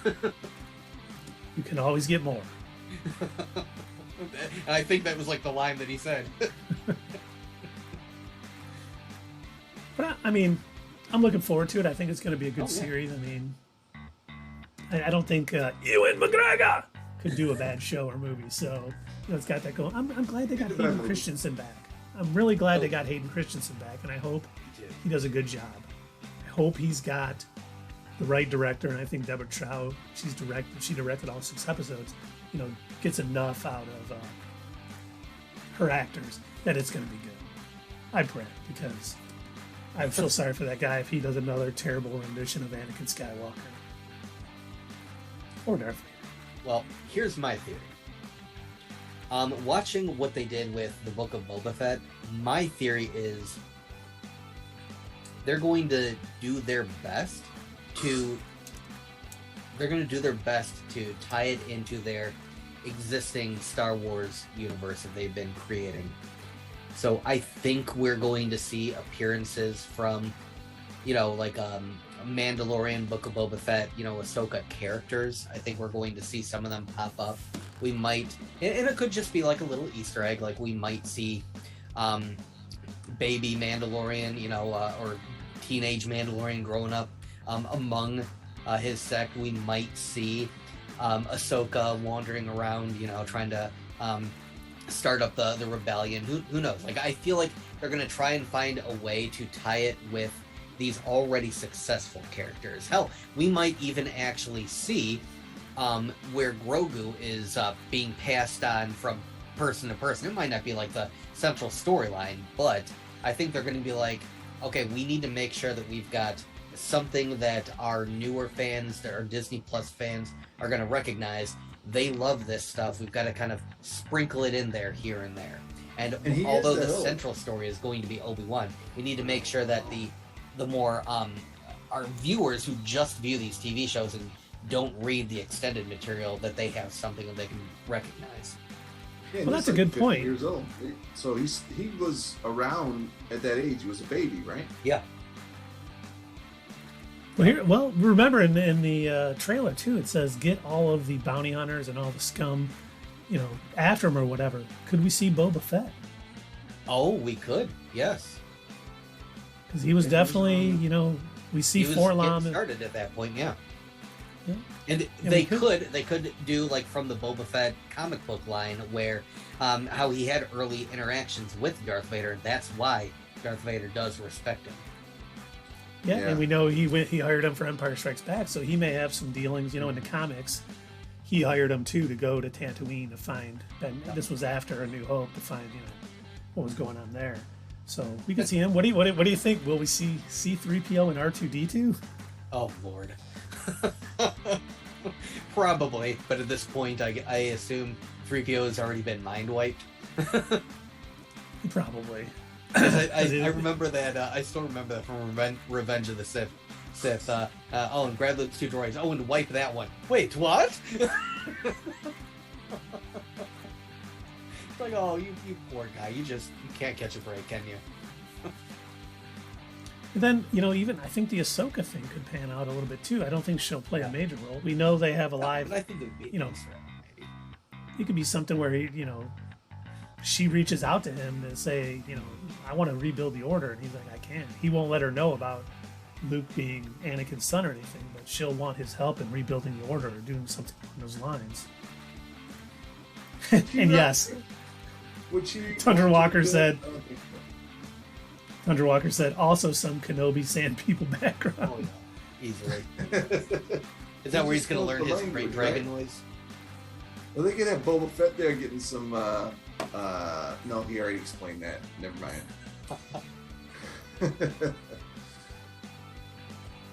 I'm trying to think, will the Bad Batch show up? The Bad Batch. I mean, maybe. I'm not sure. Well, they definitely could. So don't they have a season 2 coming out? Season 2 is coming out. I don't think they've announced when, but it's coming this year. So Obi-Wan takes place before or after Rebels? Before. Obi-Wan takes place 10 years after Revenge of the Sith. Okay. Rebels is 18 years after Revenge of the Sith. Okay, so yeah, if we do end up seeing like Ahsoka or anyone from the Bad Batch, maybe this is like we're also going to see some early rumblings of, putting together the rebellion, like before it actually really gets started. Maybe we'll start seeing like the symbol showing up in like on a little paper, like somebody passing it. It's basically what Rebels was, yeah. Just send that up. And be like, come here to this meeting, and he's like, nope, not having anything to do with that.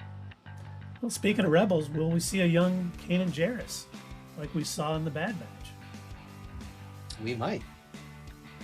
There's a lot of potential characters that I think they could throw in. Just again, I think it would be to make sure the people that are fans of a lot of this material, that'd be something that they would recognize. And I think that's also the reason why in Solo, which was a good movie, and y'all are just not YouTube, but the general audience out there that always makes fun of Solo, they're just mean. Solo was a good movie. But anyway, I think at the end of Solo, that's kind of the reason why they snuck Darth Maul in there, is just because, like, he didn't have that much to do with it, but it's a fun, recognizable character, and people who watch the animated series are like, it's Maul, oh my god, yeah, that guy, I know him. Well, I think they had plans for him with the Syndicate and stuff. If Solo would have done better, I think they had plans for a story with Kira and Maul and all that stuff before he dies in Rebels. And it's a shame, because I thought it was a good movie. I think it's a shame that it didn't do better. Yes, it is. Maybe we'll see a young Han Solo. There you go. That would be cool. Dave, you're not reeling me in? Nope. Okay, all right, then I don't know why he'd be on Tatooine, but Obi-Wan would have to travel to Corellia. Is that the name? Corellia? Yeah. We'll see. Oh no, we'll see a young Lando flying the Millennium Falcon, stopping off for fuel on Tatooine, and then immediately taking off. Right. And Han's out there just doing this. Right. Pumping the gas. Yeah, there you go. No, it's not Han. It's what's her name? Amy Sedaris. What's her name? Yes, from Mandalorian. Yes. Yeah. And she'll have her Jawa boyfriend years. there. Yeah. Their Jawa boyfriend. That's great. Making the Kessel run in 12 parsecs. Yeah.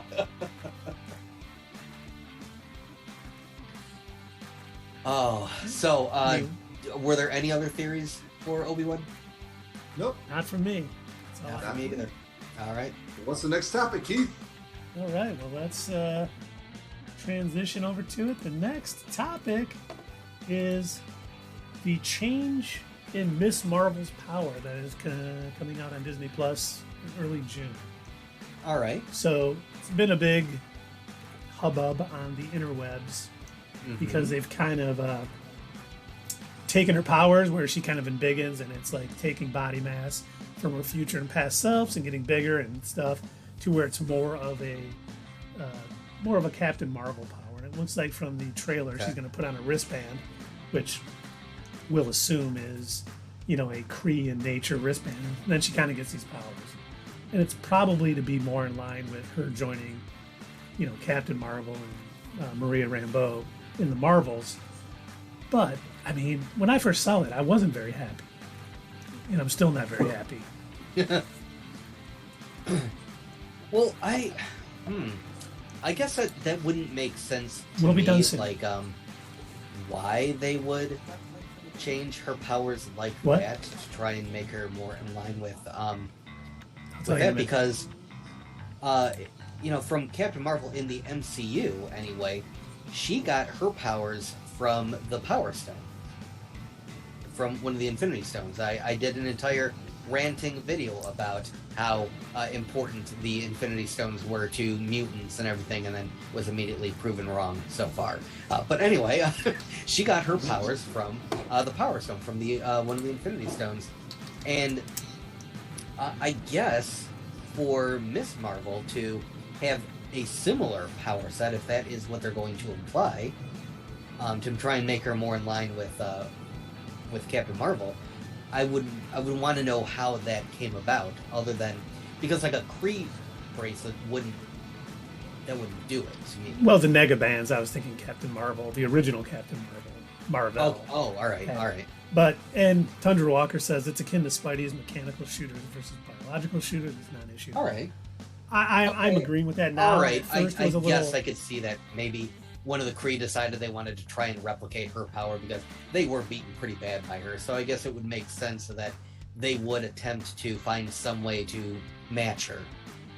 So yeah, if they made some sort of wristbands that could replicate her powers, okay, I could see that. That would make sense. If that's like what you were saying. and honestly, it's nice. In the trailer, when you watch it, I was kind of going frame by frame. She makes a big fist, which was always cool in the comics, and it looks like she kind of embiggens. She uses some other things. But I've definitely softened on this issue. Yeah, she's using them the same way she used her embiggen powers or her polymorph powers. So it's definitely, I think, as long as they get the character right, it doesn't matter really what their powers are or where they come from. And I think, I guess the creators of Miss Marvel actually Kevin Feige talked to them and kind of went over why they did it. And they both said, it makes sense. We like what they're doing. We're not. So when you get the creators coming on board and saying, okay, it makes sense for where they're taking this character in the MCU, then just like Tundra Walker said, it's a non-issue. I'm just looking forward to it now. Yeah, so I consider a lot of character changes, power changes, mostly for the most part non-issues in the MCU, because we've discussed this plenty of times where sometimes they have to make some changes to these characters, otherwise it wouldn't translate well to the screen. Where you can take a long time explaining things over the comics, or you can even do something corny in the comics, and it'll okay, that's fine. Most comic book readers will accept nonsense, but to make it into a blockbuster movie or into a major blockbuster TV show on a streaming service where you're expecting to get viewers who would be a little bit more skeptical of comic book nonsense, sometimes you have to switch things around a little bit. And they've done this with a couple of characters where the sort of medieval speaking Thor from the comics doesn't translate well to visual media in the movies, so they had to make him a dumb goofball. Yeah, and that's the whole thing about comics. I mean, the new creator takes over on a book, they change little things, they retcon stuff, and it's worked for tell your own story. I'd rather it be a good story than try to fit into someone else's square peg, your round thing. It just do the best story possible. Most people, not everyone, but most people are forgiving. And we were talking about that actually with Moon Knight, how different writers translated the character in different ways. In his earliest iterations, he was just like a guy who was also a spite, and he didn't have the whole dissociative personality thing going on. And that didn't come until later on as other writers came on and they kind of retranslated that character. So yeah, of course, that'll happen. Yep, and once again, Tundra Walker coming through with some excellent comment. In case you didn't know, his favorite superhero is Nova. And he says Nova has been back and forth between alien-granted powers, to powers tied to the suit, and back to inherent again in the comics. And young Nova has his tied to his helmet. Marvel doesn't have, or the headline was that he once had. editorial hardliners. Yeah, you're right. And once Yeah. again, powers can change as long as the core character stays the same. It's all Yep. good. Yep. You know, Thor can go from, speaking, very Kenneth Braga Shakespearean and- to being, a goofball, and it works as long as the character's right. And I think they've done a good job with that. If something's not working, change it. And you You'll can get there. say that, like, when he started out, I still like Thor, the first Thor. That was really good. I like the way he acted in that one. And you could say, like, in each movie, he loosened up more and more. And he was in, 7 or 8 movies so far? Each Yep. one, he's gotten more and more, like, whatever, Now, So your it's been a favorite progression. character was Darcy in the first Thor movie. She's amazing. I'm glad they brought her back from WandaVision. It made me not hate her so much. Because, I need to let go of these things. With what's his name? The Mandarin coming back, and Shang-Chi, and then Darcy coming back. The characters I hated most have made a comeback. And I'm very happy for that, because it makes me a better person, that I'm not so angry all the time. I'm not that internet fanboy screaming, and another thing. So when are they going to, when is DC going to bring Wonder Woman back to make me not filled with so much hate? Well, Wonder Woman 3 is going to be in pre-production soon, so hopefully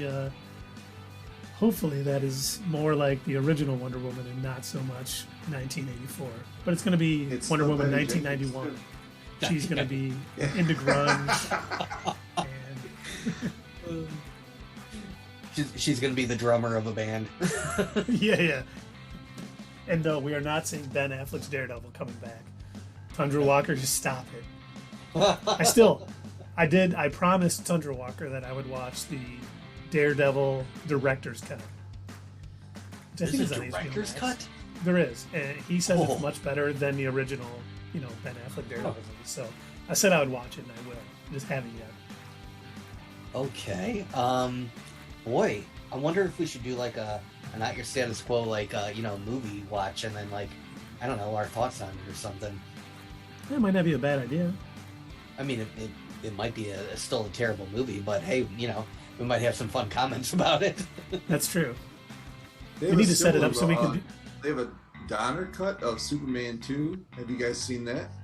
I have I not. don't think I have. Yeah, it's completely different. Really? Mm-hmm. Okay. And we Check know it. that we want the Schumacher cut of Batman Forever. Yes. Of course. Why not? You gotta put that hashtag up right now across the screen. Schumacher And we- cut. we- Release the Schumacher cut. Restore the Schumacher verse. We're gonna do that with every movie. No. Yeah. No, I like. Someone said Mystery Science Theater 3000 style movies on Saturday nights. That would be great. Yeah. Yeah, I'd be down for that. We just listed earlier in the stream some horrible movies. Like an hour and a half ago. Yeah, I'd be down for that. We can hook up a projector and put something on the screen or something, and just sit back and watch terrible movies and talk about how we definitely totally could have made them better. I wish I could remember. There was one Mystery Science Theater 3000 where the scene was so bad they just started laughing out loud. They couldn't even comment on it, and I thought that was the most, biggest burn possible. They couldn't even talk about it. It was so horrible. I wish I could remember the movie. I'd have to find that. I don't know if anybody in the chat has ever seen, or maybe some of you have. If any of you know who the Nostalgic Critic is, prior to his kind of falling out and becoming kind of like an internet villain, but he did that a lot with older movies. He would watch them, and his whole shtick was he would watch them. He would show certain scenes on his videos, and he'd basically comment and he was an over the top angry internet critic. And so his whole thing was he would just yell about movies from the 70s and 80s that were terrible. Get a lot of material there. Oh yeah. Oh yeah. God. Maybe that's our next brand. Yeah. We got In Focus, back to the editing room, at the theater. We got the. We couldn't call it Mystery Science Theater 3000. We'll have to come up with a name for it, but I think that's a good idea. Of course, copyright stuff. We couldn't. We'd have to. I don't think they'd let us show whole movies while we're sitting in front of it either. We'd have to figure something out. Bless you, Dave. All right, man. I couldn't help it. We'd have to figure out, like, because I know there are other people that have done similar things to that. Like, I guess we'd have to find, like, what the loophole is and what the limit is of what we're allowed to show and what we, you know. Not Your Status Quo 3K. Yes, okay, we got our name. No, 4K. It's a play on words. Which one of us gets kidnapped and put in front of the movie screen? Oh, jeez. I swear, if you two throw me in a van and force me to watch Wonder Woman 84. We would not do that to you. We would never want to. We wouldn't do that to anybody.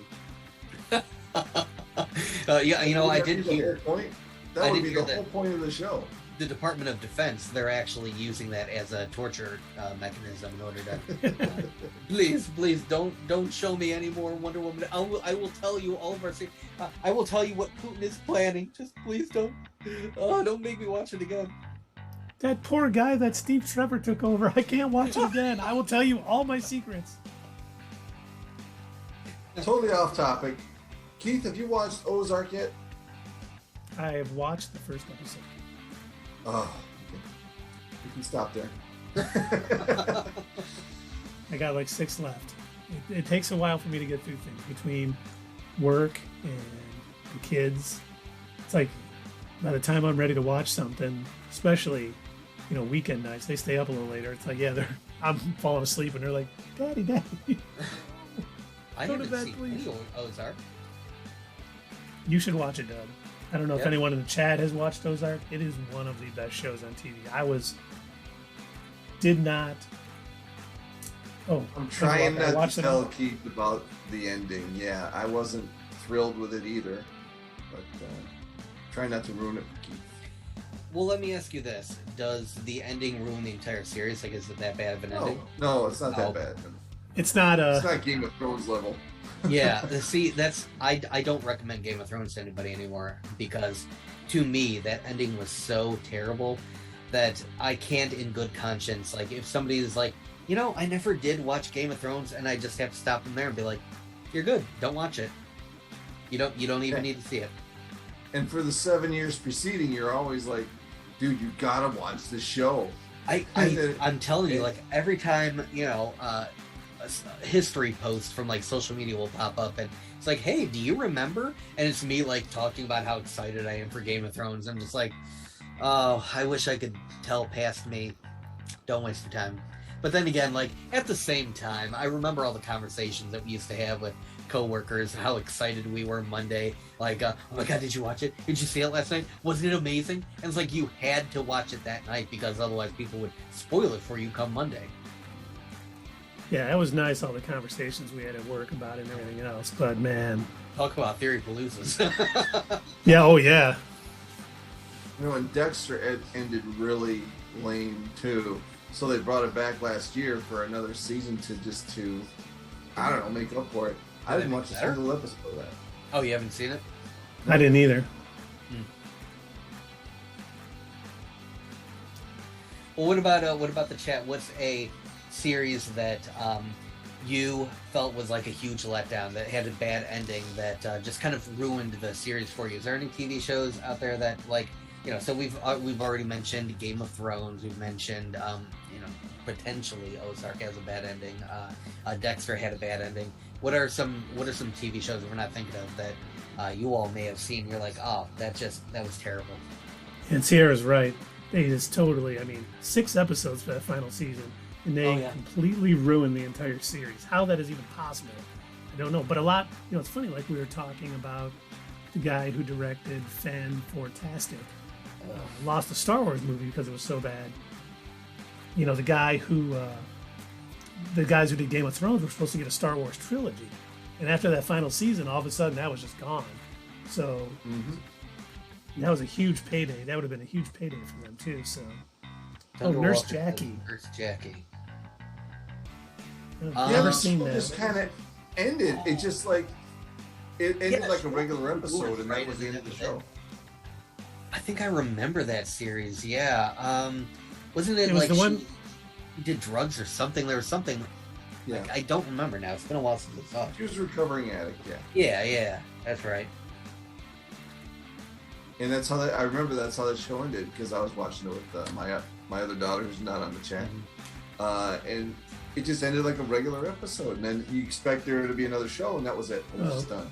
Sierra thinks it got canceled, so maybe they didn't even have the knowledge that was going to be the last episode, so they couldn't, wrap it all up.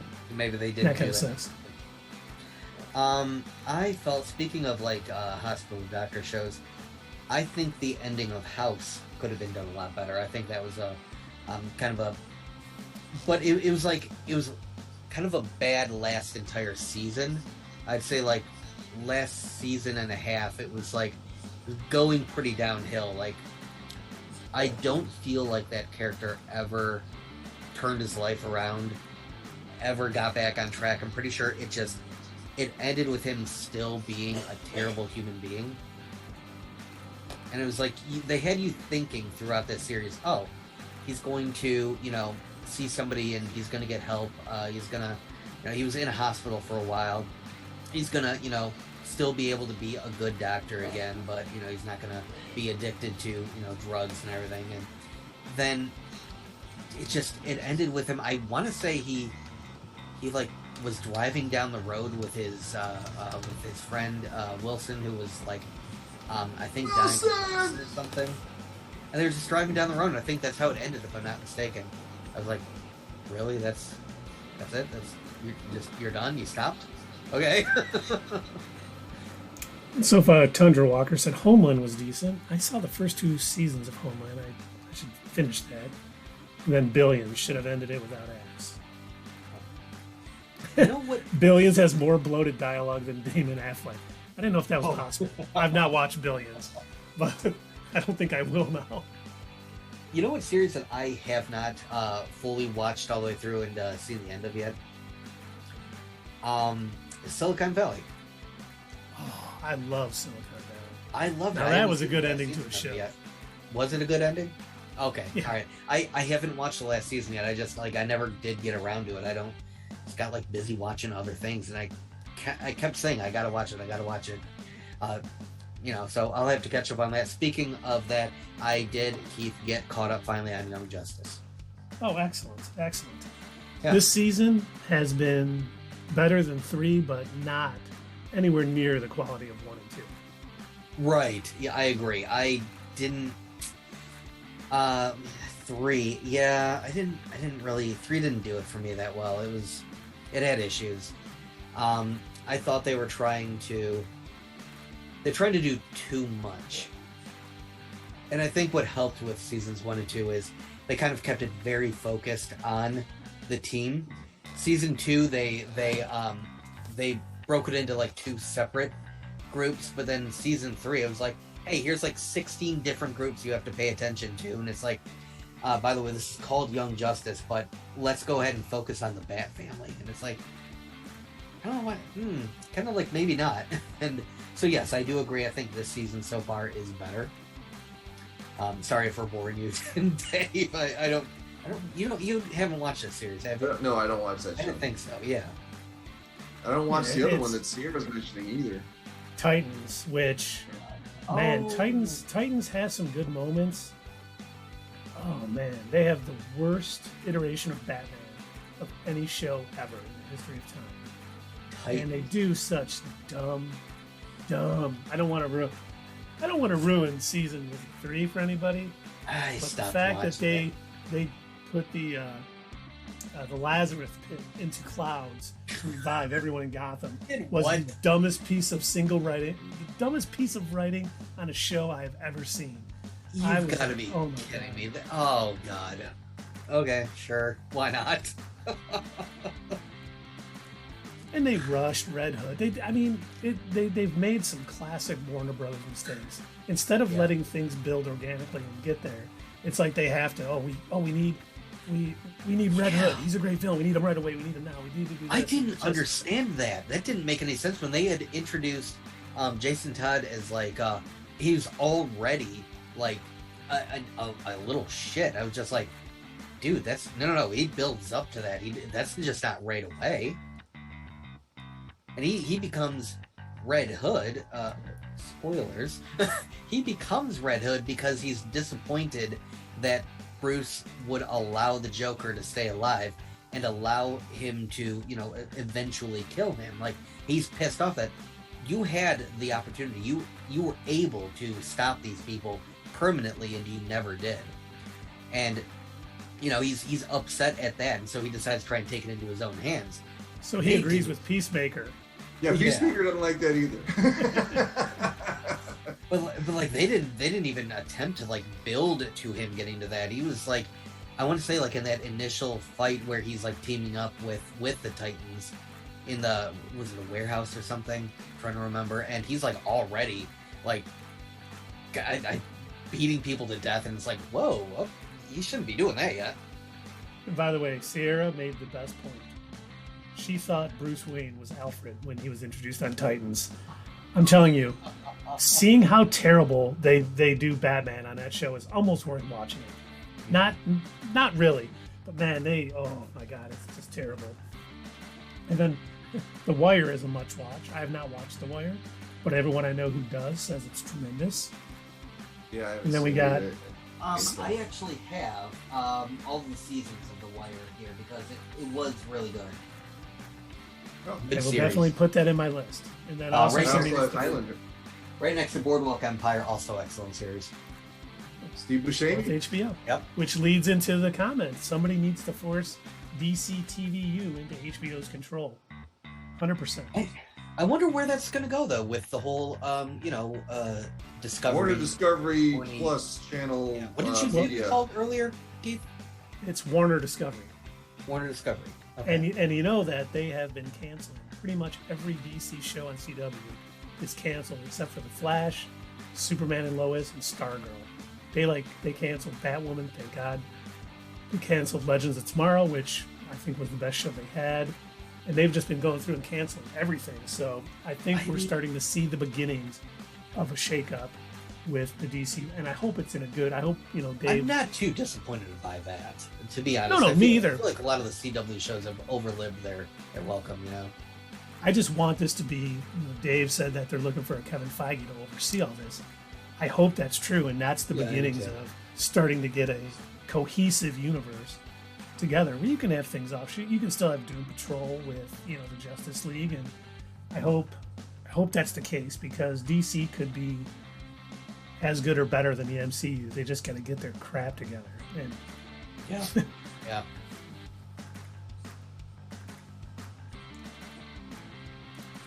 Cool. I don't know if we got anything else tonight. We've been streaming for a few hours. Thanks everybody for joining. Yeah. We'll be back next week. We'll have another main topic. We're gonna raid a friend of the channel, Clint. Yes, we are going to raid Clint. Sweet. But so for those of you that don't know, we will raid is when you end your stream and you can host somebody else's basically. So if you want to hang on, Clint's a friend of ours, a terrible gamer. He's a friend of ours and he's awesome. We hopefully will be as good as him one day because he's great. Oh wow, 2 hours and 15 minutes. That's awesome. Yeah, we've been chatting. Wow. It's been good. We've been getting, a lot of excellent participation from the chat. Yes. So we appreciate you guys. We're glad that you guys it's made it amazing. It helps us out, helps us talk, gives us great ideas. You guys are know your stuff too. So thanks everybody. We will see you next Sunday. And enjoy the rest of your evening.